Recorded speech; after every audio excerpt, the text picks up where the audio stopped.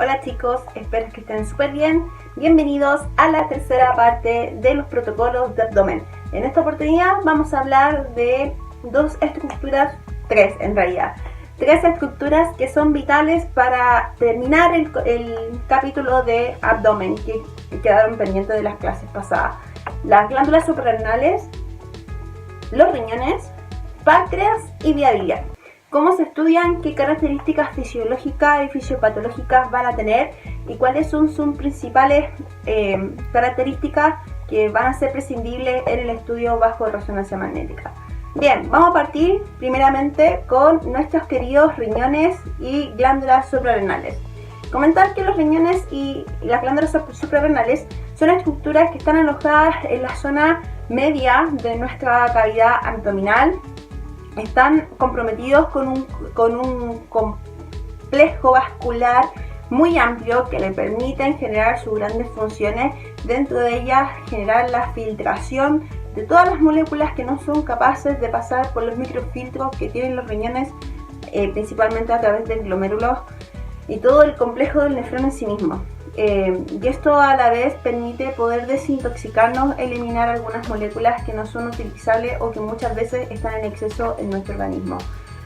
Además cumple otras funciones como mantener la volemia y otras funciones secundarias como la osmosis de manera secundaria junto con la glándula suprarrenal para poder mantener el equilibrio dentro de la cantidad de solutos y de solventes que existen en nuestro organismo.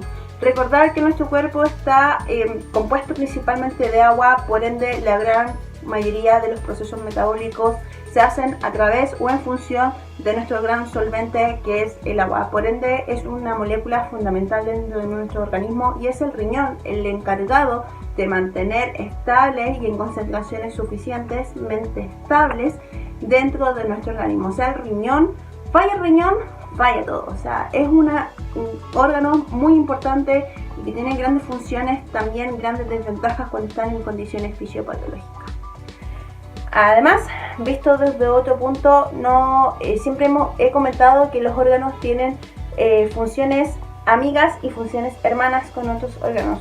En este caso, tiene un mejor amigo que es el hígado y tiene un hermano que es el corazón. Ya he dicho que el corazón también tiene un mejor amigo que el hermano, que es el pulmón. Pero siempre tienen funciones conjugadas. De manera que cuando falla el corazón, a largo plazo o a mediano plazo va de alguna forma a fallar el riñón y viceversa. Si llega a fallar el riñón a mediano plazo o a corto plazo, inclusive puede llegar a generar una falla cardíaca y falla cardíaca sistémica generando compromiso sobre el paciente.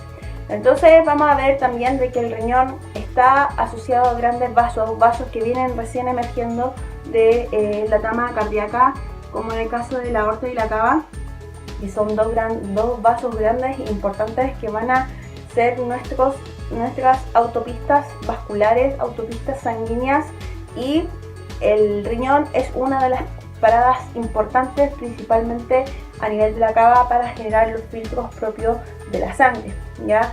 Esto a su vez, como son órganos muy, muy importantes, están rodeados de una capa importante de grasa considerada habitualmente de grasa magra. Esto es un poquito más mixto en pacientes que son obesos o que completan la obesidad mórbida, debido a que se llena de radicales la grasa y va cambiando su textura. Esto es importante también considerarlo al momento de evaluarlo bajo resonancia, puesto que ya todos sabemos que la grasa es una señal importantísima para nosotros, y mientras más magra es mucho mejor, porque así se pueden caracterizar mejor en procesos patológicos. El riñón, a su vez, como les dije, está compuesto por distintas capas celulares y distintos estromas que le permiten generar estas funciones importantes que les acabo de comentar. Esto a su vez permite poder generar un elemento excretor que es la orina, y esta orina va a ser conducida a través de la uretra, que está formada desde la salida del riñón por medio de la pelvis renal para bajar por uretres y posteriormente alojarse en la vejiga hasta cuando generen las distensión suficiente para mandar la alarma cerebral y generar el proceso de micción, ¿cierto? Importante también conocer la trama arterial y la trama venosa misma, porque muchos de los procesos patológicos o los procesos neoplásicos nacen y se alimentan principalmente de esta gran rama que son las arterias y venas renales. También decir de que siempre el riñón va a estar alojado con un, no sé si llamarlo como órgano de simbiosis o un órgano de simbiosis, sí, es como bien fundamentado. ¿Qué es la glándula suprarrenal? Sí, la glándula suprarrenal, la verdad es que la mayoría de los procesos que genera el riñón son muy difíciles y consideran también que el riñón tiene que tener un sistema de comunicación con el cerebro y es la glándula suprarrenal la que le permite poder dirigir comunicaciones y feedback positivos y negativos con la hipófisis. Así que importante es saber que es como nuestro pequeño centro de control a nivel bajo, porque tenemos varios centros de control. Tenemos la hipófisis, uno de los principales, que no podemos vivir sin ella, pero tenemos, gracias a la entidad creadora que nos hizo, dos glándulas suprarrenales, y al extraernos una en condiciones patológicas sí podemos funcionar con la otra de manera medida con el feedback, pero sí podemos seguir funcionando. Así que es muy importante esa fusión, esa simbiosis de órganos. Bueno, ya hablamos mucho del tema de los vasos, es muy importante conocerlos. Y bien, la anatomía en general, como habíamos dicho anteriormente, los riñones tienen una gran función que es mantener la volemia de nuestro organismo. Por ende, pasan mucha cantidad de sangre y mucha cantidad de agua, se absorbe mucha agua y se libera mucha agua también cuando hay en exceso o cuando hay una carga osmolar alta o en su defecto baja. Va a estar regulada principalmente por nuestros principales electrolitos a nivel orgánico. Por ende, si hay mucha concentración de electrolitos, necesitamos agua para esos procesos.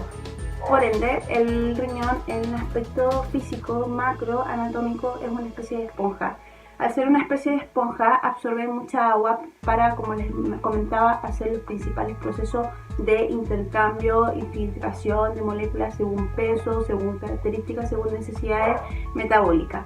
Por ende, es muy importante entender, y como lo vimos en la clase de abdómenes anteriores, tenemos muchos pools de imágenes potenciados en T2. Dentro de ellos son los Single Shot o Fast Turbo Spineco, que tienen esta gran característica de con un solo TR pueden llenar todo el espacio acá. Asimismo, no solamente nos basamos en el T2, sino que en el T2 basal, que como hemos mencionado anteriormente, esta secuencia no es para uso anatómico, sino que es para caracterización anatopatológica, y podemos evaluar procesos inflamatorios e infecciosos saturando la grasa, que es bastante pronunciada en la zona abdominal. A su vez tenemos el T1 dentro y fuera de base, que nos va a permitir ver algunos procesos asociados a la grasas intracelulares y también extracelulares, y algunos otros procesos patológicos fuera del contexto celular, como en el caso de hemorragias, calcificaciones, barro biliar, que lo vamos a ver más adelante en los protocolos de vía biliar. Bien, entonces, como hemos visto también en la difusión no puede faltar en ningún protocolo de abdomen, puesto que es nuestra secuencia para caracterizar los procesos tumorales. Asimismo, como hemos visto ya dentro de la física de difusión, están potenciados en T2. Y la difusión, las bases dinámicas con contraste están potenciadas en T1 con técnica saturación grasa para poder aumentar la interfaz de contraste. Entonces tenemos un pool importante de imágenes, pero principalmente gobiernan los T2. Entonces para ello tenemos que entender que el T2, el agua, deberíamos verla hiperintensa. Por ende, en su gran mayoría de las veces, todo lo que es la pelvis renal y los uréteres los vamos a ver más hiperintensos con respecto al parénquima renal. En general, siempre en condiciones normales hay una pequeña diferenciación entre la corteza y la médula renal. Médula renal asociado a su vez, y vamos incursionando más a fondo, nos encontramos con la pirámide, con los nefrones y así sucesivamente. Pero como vemos en la imagen anatómica acá, o sea, hace mucho más pronunciado la pelvis, porque es ya la zona de excreción de la orina, mientras que la corteza, que es un proceso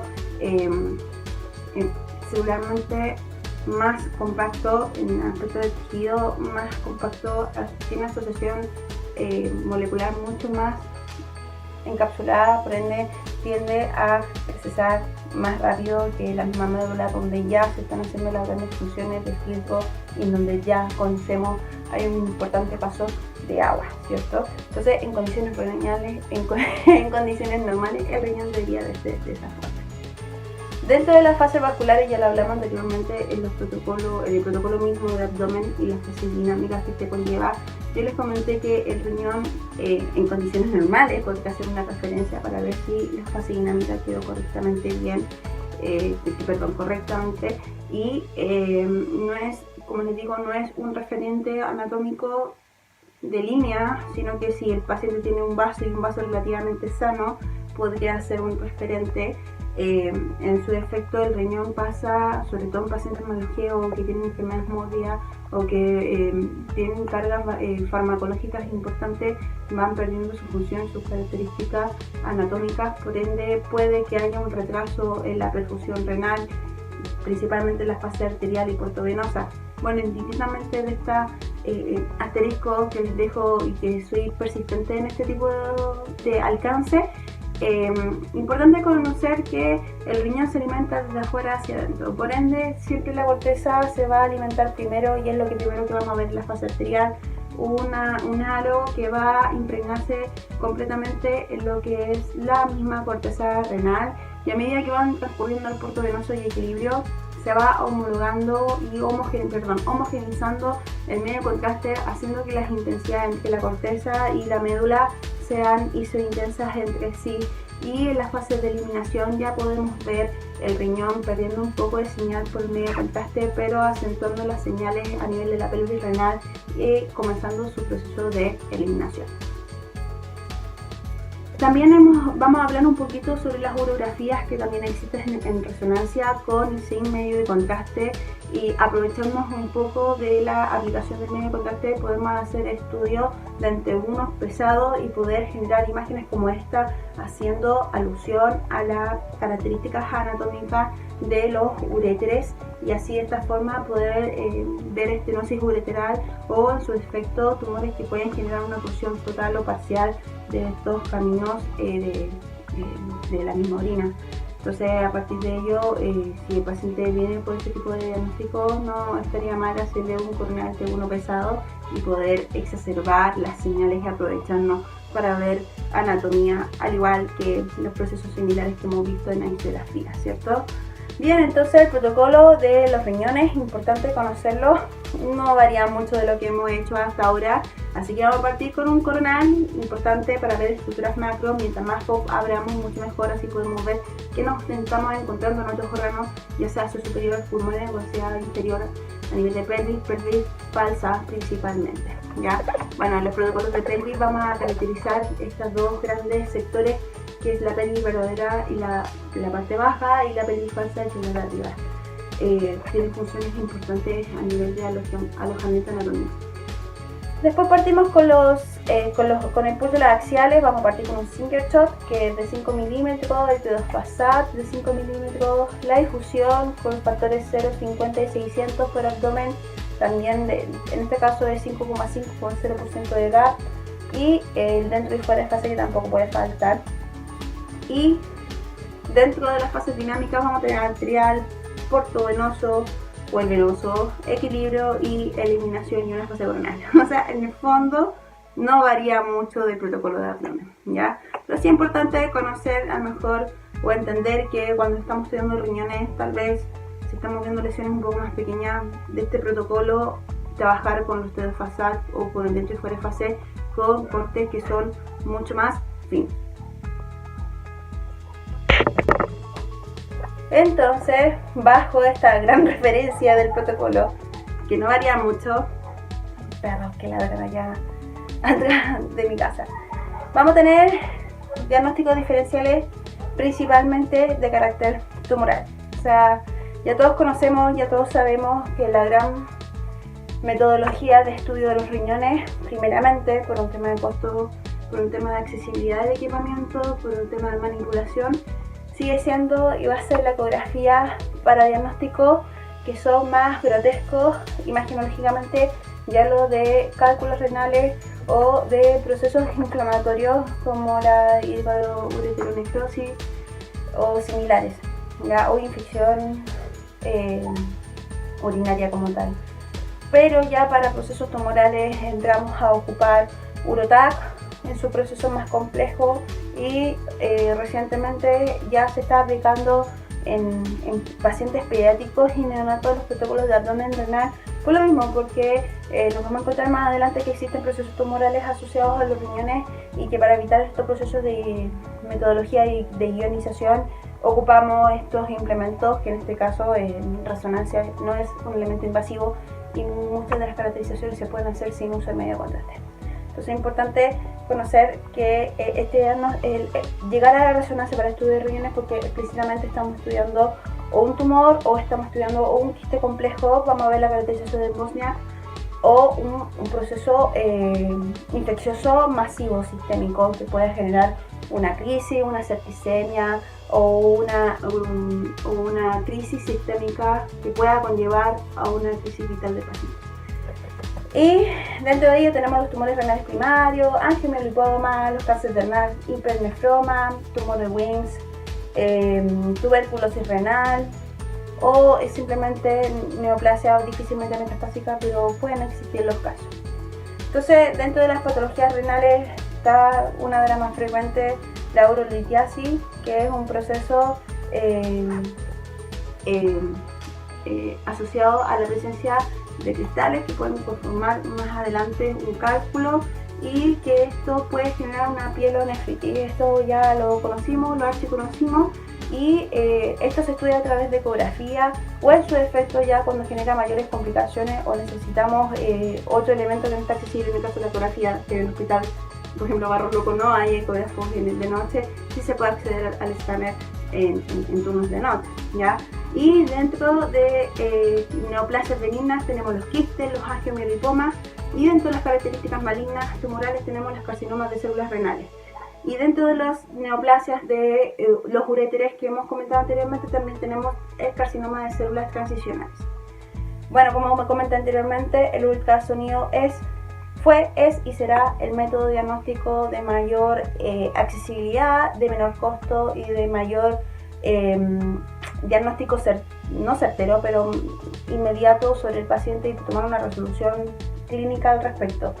En general se ven todos los procesos que generan repercusión de eco, como en el caso de la presencia de cálculos, ¿ya? Pero cuando hay procesos tumorales, la ecografía no caracteriza muy bien porque si bien es cierto, tiene una alta resolución de contraste, genera una baja resolución espacial y es aquí cuando la resonancia genera un gran alcance en este campo, principalmente en resolución espacial y una alta interfase de contraste entre distintos tejidos por la sensibilidad asociada al electrógeno. Y eso ahí ya está más que claro.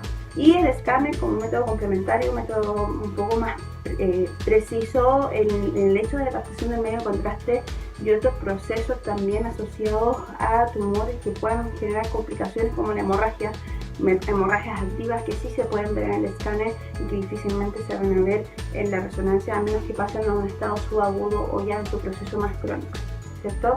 Entonces, por ejemplo, también nos vamos a encontrar con lesiones quísticas que si bien es cierto uno puede decir, es un quiste, no tiene mayor complicación, cuando los quistes están alojados en estructuras de importancia metabólica como la zona renal o muchas veces otros quistes como a nivel del páncreas, que lo vamos a ver más adelante. Estos quistes tienen un comportamiento distinto que pueden conllevar a cambios en su estroma, en sus tabiques, que pueden asociarse al componente mixto a mediano y largo plazo y eso puede transformarse en un componente sólido y pasar de un proceso benigno quístico a un proceso maligno y puede generar un proceso extensivo agresivo. Por eso siempre los quistes renales, si bien es cierto, son inofensivos, pero hay que mantenerlos bajo seguimiento y por eso se van a encontrar muchas veces con pacientes que tienen múltiples quistes renales que están continuamente en seguimiento bajo resonancia porque estos pueden tener un comportamiento mixto dentro de su composición interna y pueden pasar, como les dije, de un proceso acuoso a un proceso más sólido y conformar un elemento maligno. ¿Ya? Esto ocurre bastante muy similarmente a lo que produce el páncreas, ¿ya? Entonces es importante conocer que dentro de la clasificación de Bosniak, que es una de las clasificaciones más importantes para esclarecer el comportamiento, la ubicación y el tamaño de los quistes renales, también tenemos que conocer el grado de tabique, la cantidad de tabique, la cantidad de fibra y cuál va a ser el manejo de tratamiento clínico o quirúrgico a mediano o largo plazo, ¿ya? Estos habitualmente se siguen por medio de ecografía y ya cuando la ecografía no es concluyente por la composición de estos quistes, pasan al escáner o se saltan inmediatamente a la resonancia. Por eso es que no es raro encontrarse que dentro de los diagnósticos diferenciales bajo resonancia estén estos procesos quísticos que muchas veces pueden, y me he topado con muchos casos que pueden pasar a un proceso de malignidad.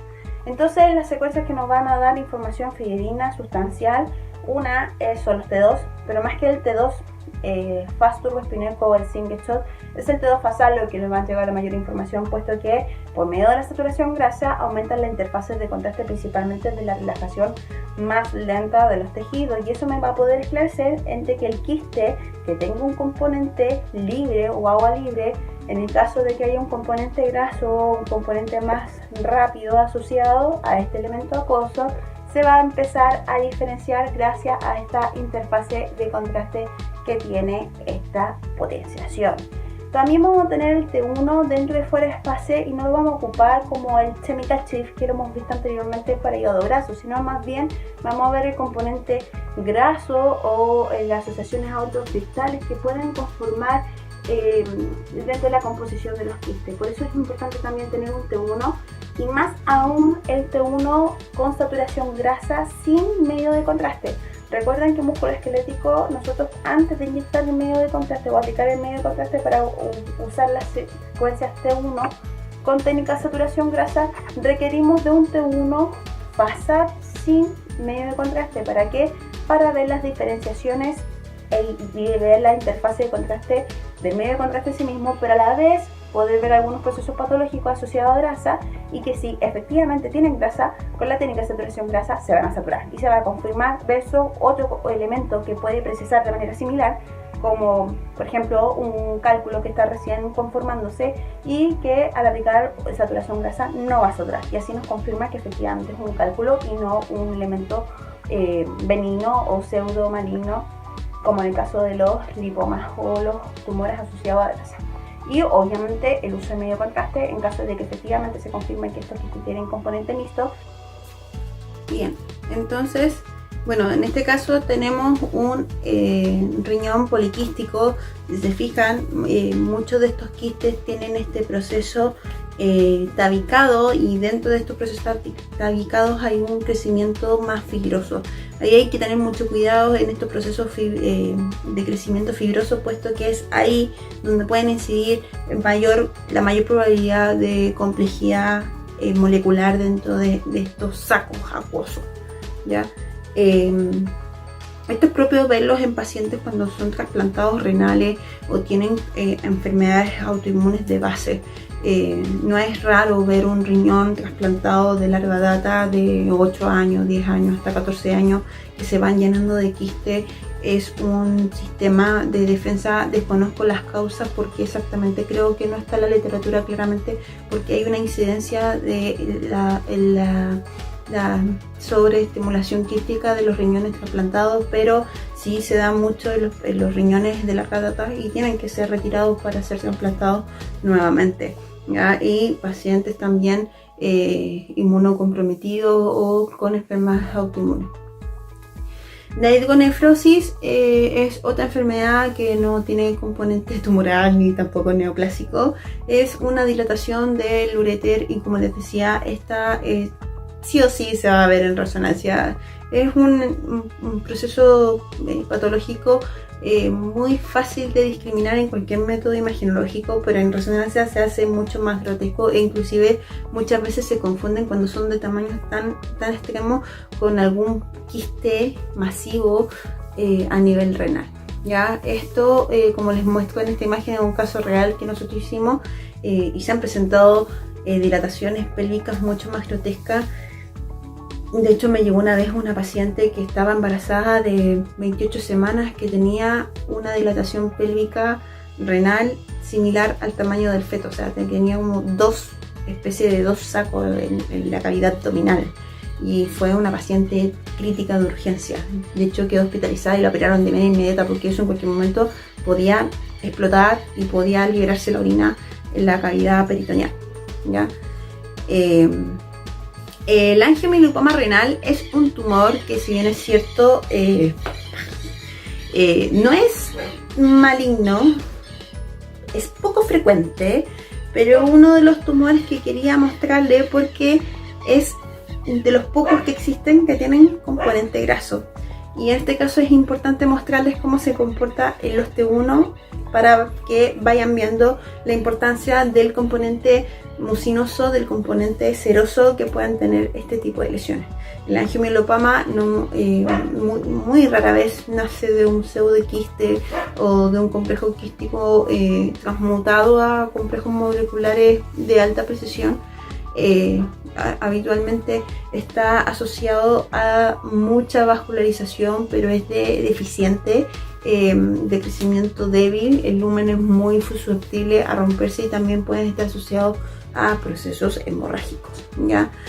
Y lo importante en este caso que por medio de la resonancia se pueden caracterizar los procesos grasos que tienen este mismo tumor. Así que las secuencias de mayor importancia van a ser el T1 dentro y fuera, el T2 FASAT para comprobar si no tiene componente acuoso y el T1 con técnica de saturación grasa antes de la inyección del medio de contraste para ver la caracterización grasa si es que existe verdaderamente, y se van a conjugar con el T1 dentro y fuera de fase, y obviamente la adquisición dinámica con contraste porque nos va a permitir ver el proceso vascular deficiente, pero va a existir el proceso vascular de esta lesión.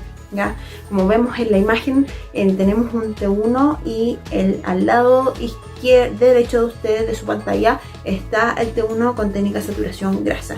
Si se fijan, la lesión se encuentra cercana a la corteza, invadiendo un poco la médula y la corteza renal, mientras que si lo vemos en la imagen de la derecha, el T1 con técnica de saturación grasa, podemos ver que efectivamente esta señal que se veía hiperintensa en el T1 fase, en la técnica con T1 con saturación grasa se ve hipointensa, confirmando que efectivamente esta lesión tiene un componente 100% graso, ¿cierto? Bien, el angiomielopoma renal muchas veces son lesiones no muy grandes, son bastante pequeñas y crecen habitualmente en esta zona de transición entre la corteza y la médula renal. Ya no voy a ahondar en las características ni las clasificaciones que tiene esta lesión porque se pega del radiólogo, pero es importante saber la localización en la cual pudieran estar situadas. Se fijan, el dentro y fuera por una parte nos va a indicar un proceso muy importante del contenido graso que pueda tener esta lesión y de la anatomía periférica que nos va a entregar el fuera de fase. O sea, en el fase vamos a tener la lesión hiperintensa y en el fuera de fase, como está, es una lesión muy pequeña y está alojada con componente graso y habitualmente va a estar asociado más cerca de la médula, donde hay mayor trama vascular versus la corteza, que no es tanta comparación a la médula. Va a haber una proporción de igual de grasa y agua dentro de un mismo voxel, haciendo que sea muy probable que se genere el semen cachif, artefacto de tinta china alrededor de esta lesión. Entonces tenemos fase que nos entrega información grasa, el fuera de fase información o definición de los contornos de la lesión. El T2 de abajo de las imágenes inferiores de la izquierda de su pantalla prácticamente pasa desapercibida. De hecho, como es una técnica que hace ocupar un tren muy amplio, la grasa subcutánea se ve hiperintensa, por ende probablemente este tipo de lesiones también se ven hiperintensa. Entonces si nos quedamos solamente con el single shot, nos vamos a confundir con que probablemente sea un proceso quístico y no un proceso grasoso. Por eso tenemos que ir a mirar rápidamente los T1 para confirmar que eso realmente sea un quiste y no una grasa. Por eso algunos quistes se estudian bajo resonancia, que no les parezca raro ese estudio, que no sea estúpido o que digan no, que estúpido el clínico, no es tan estúpido porque pueden pasar un proceso mixto. Ya hay que detenernos en el dentro y fuera de fase. Y tenemos la imagen inferior derecha de ustedes, que es un T2 con técnica de saturación grasa.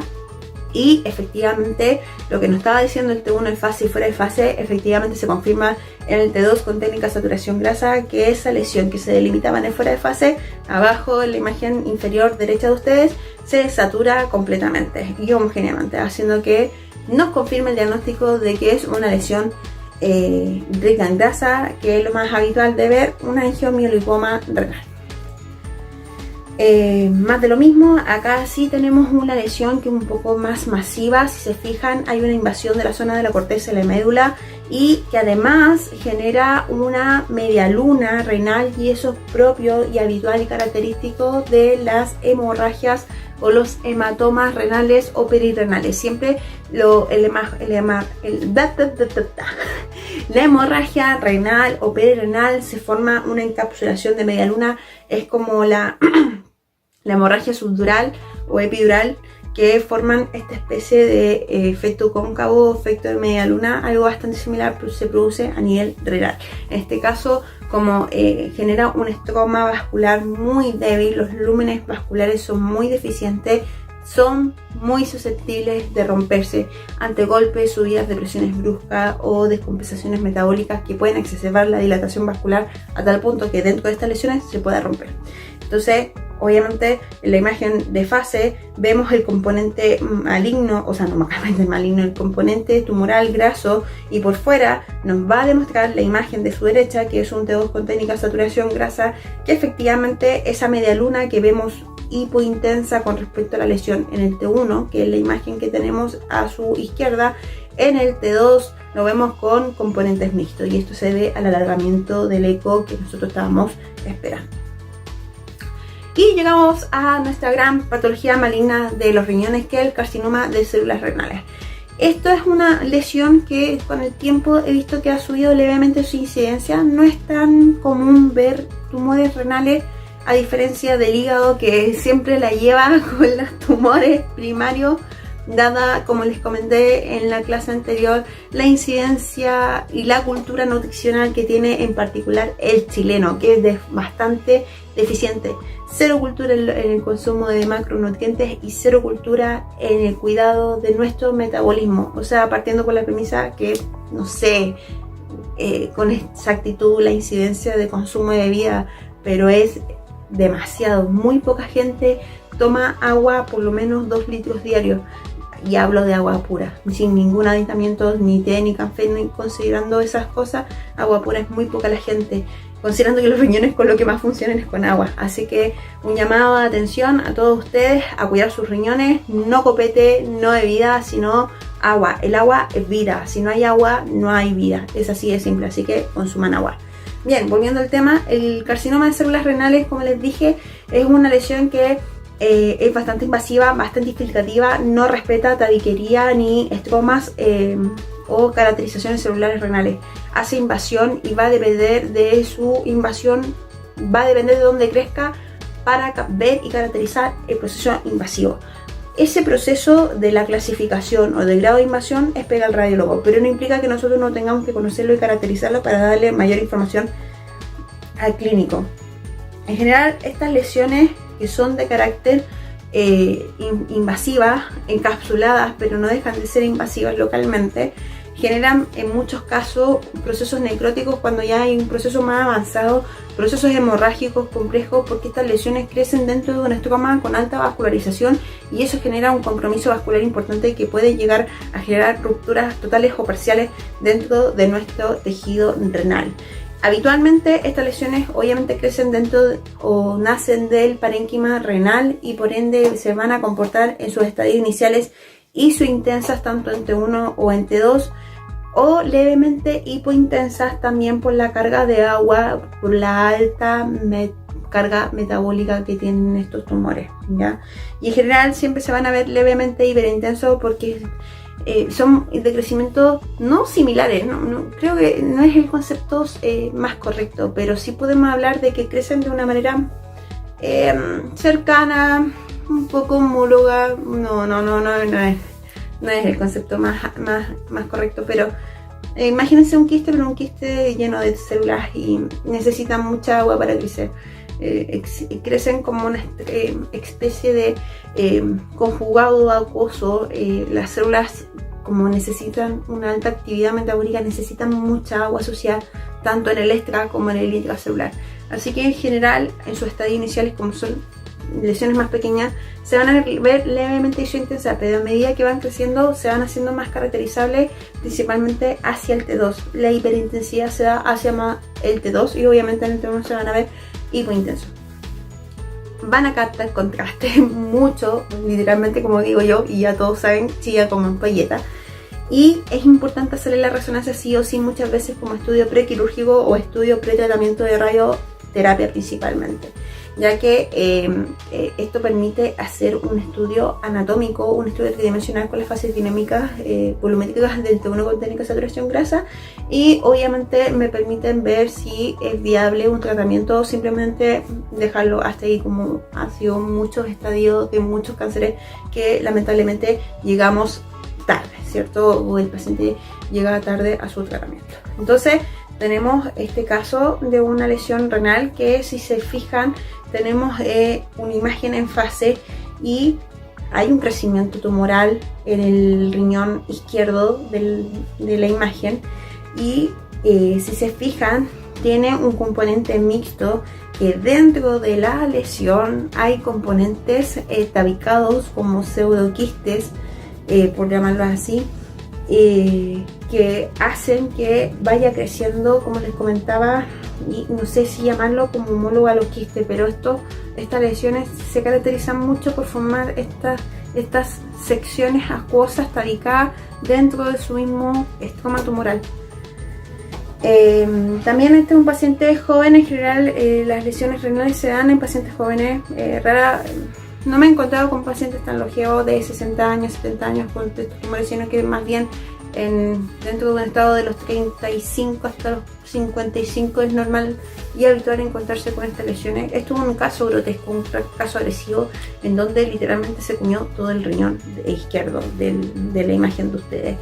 Lo que está señalado en estrella es la lesión, es una lesión que está en una condición necrótica, que está en una condición hemorrágica. Lo podemos ver en la imagen del medio, en el T1, que sube levemente la señal justo en la zona de la estrella, y eso nos puede confundir un poco con este diagnóstico diferencial entre un proceso subhemorrágico o un estado subagudo de la sangre, o en su defecto el contenido graso que tenga esta lesión también, y lo vamos a descartar con el medio contraste.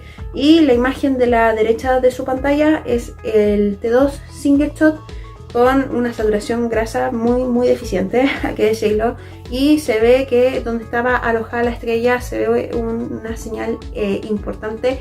Entonces eso nos da a entender que eso puede estar asociado a un proceso hemorrágico, o sea, dentro del mismo componente graso hay un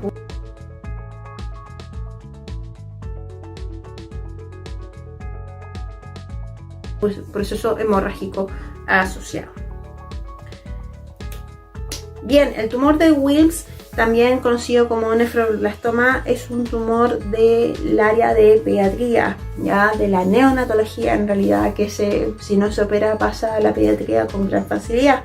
Es un tumor de tejido embrionario y habitualmente es detectado desde las 36 semanas, ya en el término del estadio fetal, para empezar a trabajar ya los riñones como tal. O sea, durante el estadio fetal sí trabajan los riñones, pero no con tanta intensidad metabólica como ya en el último trimestre del embarazo.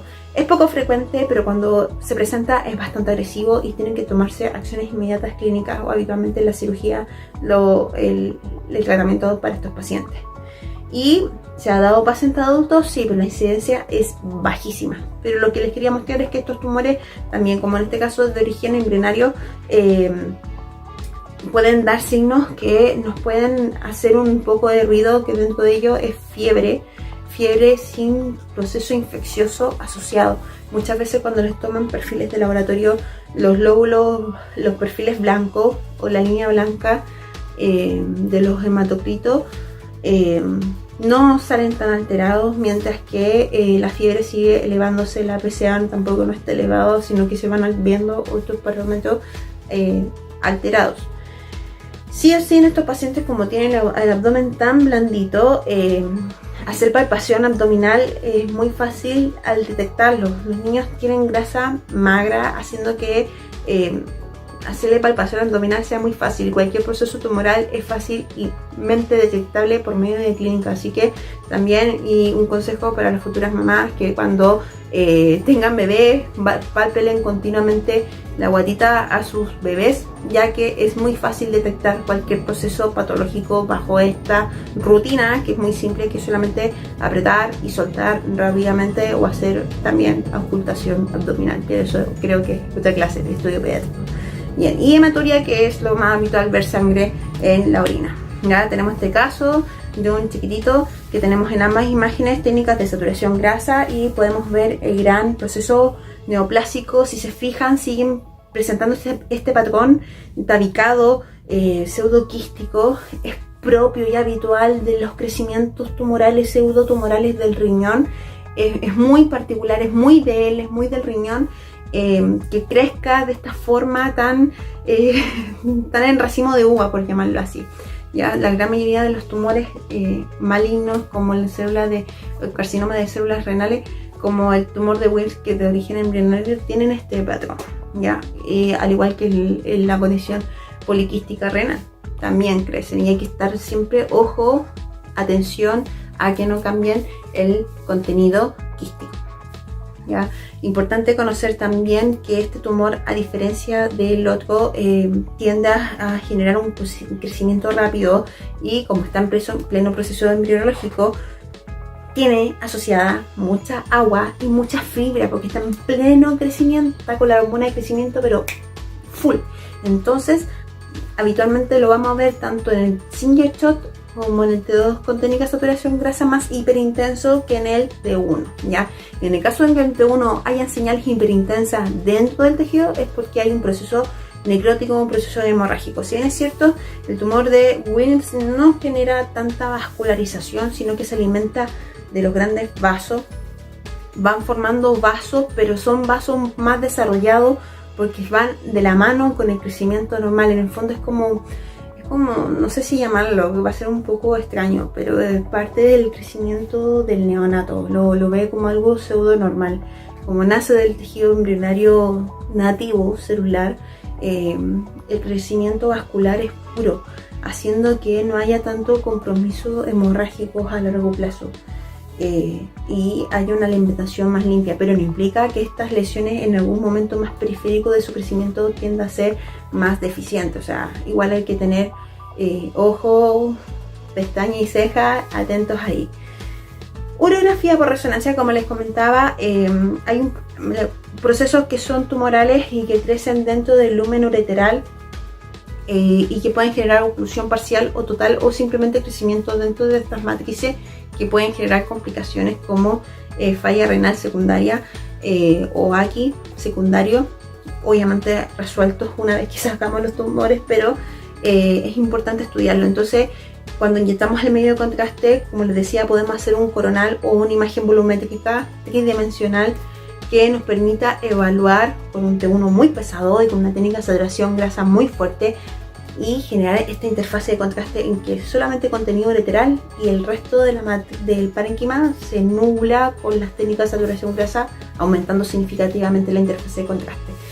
También en algún momento tuvo un boom en la uroresonancia con las imágenes radiales, que las vamos a ver en las colangios, que son T2 muy pesados. Y al ser T2 muy pesados y con grosores de corte muy grueso, se pueden ver de una forma tridimensional y nos pueden esbozar un poco la arquitectura macro del uréter y la dilatación, la oclusión o la estenosis del mismo uréter y el proceso que lo está afectando. Por ejemplo, en el caso de un tumor de crecimiento lento, puede generar una estenosis local y puede darnos el alojamiento de esa misma lesión. Entonces, al protocolo estándar que nosotros conocemos, podemos agregar dentro de la fase dinámica la fase excretora, esperar a que llegue el medio de contraste desde la pelvis renal hasta la vejiga y ahí tomar una adquisición completa. Pero eso es como la urotac, esperar a que el medio de contraste llegue a su fase de eliminación a nivel de la vejiga, ¿ya? Y además, como se visualiza en la imagen de la derecha de ustedes, pueden ver una fase radial dinámica. Entonces, para ello necesitamos furosemida para ver una rápida eliminación, suero fisiológico y hidratar al paciente antes y durante el examen. Y aquí discrepo un poco, va a depender de la bibliografía que ustedes vean, de la vejiga vacía, y otros hablan de vejiga pseudo llena para que al momento de pasar el suero ya se vaya llenando.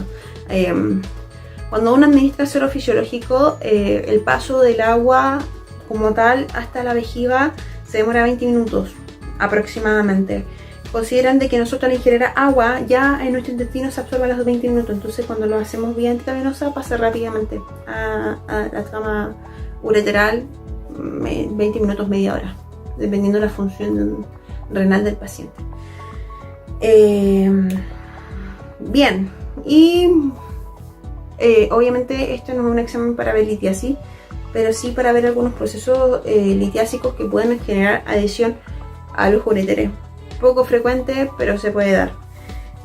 Por ende, el escáner será la técnica para ver cálculos a nivel ureteral, siempre. Ahora, si quieren una mayor sensibilidad de contraste, que no lo entrega tanto el escáner, sino que más bien la resonancia, podemos hacer contrastes muy pesados, como en el caso del T2 muy pesado, del T1 muy pesado, sí podemos esclarecer estos procesos patológicos, pero como les digo, no es el método idóneo por un tema de costo, por un tema de manejo de la técnica, y lo otro que entre un escáner y una resonancia siempre va a estar más accesible el escáner, así que ojo ahí. Para el caso de cálculo siempre tenemos que ver la prioridad imagiológica, que en este caso sería o el escáner o la eco. Y obviamente ya más de lo mismo, Urotac, lo primero, ¿cierto? Y la resonancia dejarlo hasta el final cuando ya la eco y el escáner no sean concluyentes. Así que es importante mantener la información, el feedback directo con el clínico en los hospitales o en las clínicas de alta complejidad. Y si estamos hablando de centros clínicos, explicar al paciente realmente cuál es la función del examen, entender para qué y cómo funciona el examen antes de que el paciente tome la decisión de hacerse el estudio, ¿cierto? Bien, ahora pasamos a la parte más chiquitita de este conjugado simbiosis que hablé al inicio, que es la glándula suprarrenal. La glándula suprarrenal está dentro del sistema glandular de nuestro cuerpo. Tiene funciones vitales, como les dije, es el encargado de que el riñón mantenga el feedback continuo entre la hipófisis y otras glándulas, como el páncreas, por ejemplo, para mantener la volemia, la homeostasis, las concentraciones moleculares estables dentro de nuestro organismo. La glándula suprarrenal tiene dos grandes secciones, que tenemos la corteza, la médula, y una parte muy extrema está la cápsula. Estas zonas de transiciones tienen un sinnúmero de funciones, principalmente secretoras de hormonas que son fundamentales para nuestro organismo y para nuestro sistema vegetativo, ¿ya? Autónomo.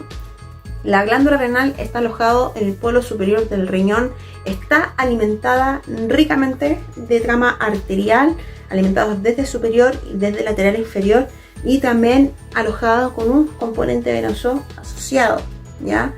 La glándula suprarrenal, a diferencia del riñón, tiene mayor componente graso, y esto se debe principalmente a que secreta mucha hormona, al igual que el páncreas, lo vamos a ver. Es una estructura secretora que produce mucha proteína, y al producir mucha proteína genera mucho retículo endoplasmático rugoso asociado, haciendo que todo parece ser mucho más rápido, tenga mayor componente lipídico también asociado, porque produce hormonas lipídicas también, ¿cierto? Están alojados, como les dije, en el polo superior de los riñones e imaginológicamente tienen un patrón anatómico muy particular, que es una forma de I, que están alojados como hacia afuera, hacia el extremo lateral de nosotros, en forma de I, siempre al ladito del hígado hacia el lado derecho, y ya siendo colindante al vaso desde el lado izquierdo, ¿ya? En general, siempre la glándula suprarrenal va a tener un patrón similar al patrón del páncreas, tiene una señal muy similar en condiciones normales, por ende lo vamos a ver hiperintenso con respecto al riñón, por ejemplo en el T1, y en el caso de en el T2, la glándula suprarrenal la vamos a ver más hiperintensa que el riñón, ¿cierto? Como es una glándula de mucha alimentación vascular, es una de las primeras estructuras a nivel abdominal que se alimenta rápidamente hablando. Es como la hipófisis cuando llega la sangre a nivel cerebral. Una de las primeras estructuras que se alimenta a nivel cerebral es la hipófisis, sí o sí. O sea, ya llegando al sifón carotidio ya no estamos nutriendo la hipófisis antes de llegar al polígono de Willis. En la glándula suprarrenal pasa algo bastante similar. Es una glándula de mucha importancia, necesita una alimentación rápida y efectiva. Así que sí o sí, la glándula suprarrenal se estudia en el arterial. Bien, entonces el protocolo de suprarrenal, adivinen que es igual al protocolo de abdomen, pero tiene una pequeña diferencia.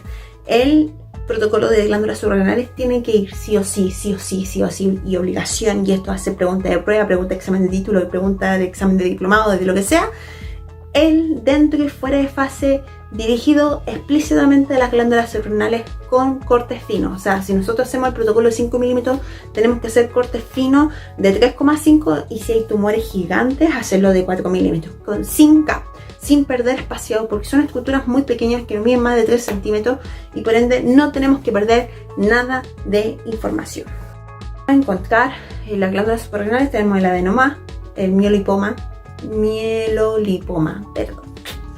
el feocromocitoma, y dentro de las lesiones malignas tenemos el adenocarcinoma suprarrenal e inclusive pueden haber metástasis locales. Es poco frecuente también, pero sí se puede dar incidencia dada la alta alimentación vascular que existe. Entonces, dentro de la adenoma suprarrenal es un tumor poco frecuente, así que lo vamos a ver rápidamente. Pueden pasar rápidamente de un proceso benigno a un proceso maligno, y es principalmente por la actividad metabólica que tiene la glándula. Recuerden que se quitan muchas hormonas dentro de esa. Están las caterocaminas, la adrenalina, la noradrenalina, el cortisol, la adenocortisona, entre otras. Son funciones vitales que, como les dije, cada una de sus secreciones va a estar diferenciado en la estratificación celular que tiene desde la cápsula, corteza y finalmente llegando al centro a nivel de la médula. Recuerden que sí o sí es la corteza la que tiene mayor componente de precisión rápido y es donde se produce la mayor cantidad de hormonas lipídicas, que recuerden que son 5, bueno, en realidad son 6, pero las más fundamentales son 5. Su principal característica es generar síndrome de Cushing, que es el exceso de cortisol en el cuerpo. Entonces tenemos que saber que como el cortisol se produce a nivel de la corteza, es donde nosotros vamos a estar buscando nuestros queridos tumores. Y sí o sí es en el fuera de fase, dado que como secreta un exceso de cortisol, hay un exceso de componente lipídico a nivel celular, haciendo que en el dentro y fuera de fase estos tumores caigan su señal abruptamente en el fuera de fase, tal como lo hace el hígado graso. O sea, en fase lo vamos a ver hiperintenso y en el fuera de fase cae la señal abruptamente. Entonces acá tenemos una lesión, la imagen que muestra la flechita. Tenemos una glándula que está alojada de manera normal, no tiene mayores componentes tumorales y solamente se ve bordeado anatómicamente por artefacto de tinta china. Acá sí tenemos una glándula suprarrenal patológica. Si se ven ya el patrón de Y típico de conformación anatómica se ve alterado, no se ve para nada la Y, sino que se ve una pelota macro. Y si se fijan en la imagen de fase que está a la izquierda de su pantalla, se ve una imagen que es isointensa con respecto al parénquima del hígado, haciendo las comparaciones de señales, pero es en el fuera de fase en donde esta misma lesión se ve caída abruptamente la señal, e inclusive tiene una pequeña cantidad heterogénea como un quiste adentro, y que en el fuera de fase se mantiene hiperintensa. Entonces pueden estar alojados no solamente grasa, sino que otros componentes más duros, como algunos cristales, o en su efecto, que es lo más habitual, alojar hierro en esa zona. Más de lo mismo, acá tenemos imágenes. La imagen superior de la derecha de ustedes es una imagen de una de fase, la superior izquierda de su pantalla es una imagen de fase, la de su derecha superior de su pantalla es un fuera de fase, y las imágenes de abajo tenemos la imagen inferior izquierda de ustedes. Tenemos una fase arterial muy deficiente, pero creo que sigue siendo arterial. Y aquí tenemos en la imagen inferior derecha una imagen ya más portovenosa o tendiente al equilibrio, ¿cierto? Entonces, como dijimos anteriormente, en el fase la señal va a ser mucho más elevada que en el fuera de fase, y es por este componente graso que es típico característico del síndrome de Cushing por ese exceso de cortisol. Y en la fase con contraste va a captar principalmente los tumores en la periferia y van a hacer un lavado más lento y más homogéneo en las fases de equilibrio y portovenoso, ¿cierto? Más de lo mismo, fase fuera de fase, importante que va a ser pregunta de prueba. La suprarrenal en el fase se ve isointensa con respecto al tejido pancreático, tejido del hígado, y en el fuera de fase la señal cae abruptamente tal cual se lo hace la estatosis hepática, ¿ya? Así que sí o sí, la secuencia que más importa para un adenoma suprarrenal es el dentro y fuera de fase. Por eso siempre cuando vengan por protocolos o por diagnósticos de glándulas suprarrenales tienen que sí o sí, voy a ser súper insistente en esto, tienen que agregar un dentro y fuera de fase fino a las glándulas suprarrenales y hacer sí o sí la fase dinámica, a menos que tenga contraindicación de uso de medio contraste. Las metástasis suprarrenal habitual no son muy habituales, pero cuando se da habitualmente por cáncer de pulmón, por un cáncer de mama o por melanoma. Lo he visto más en melanomas, más que en el cáncer de mama, debo ser franca, ¿ya?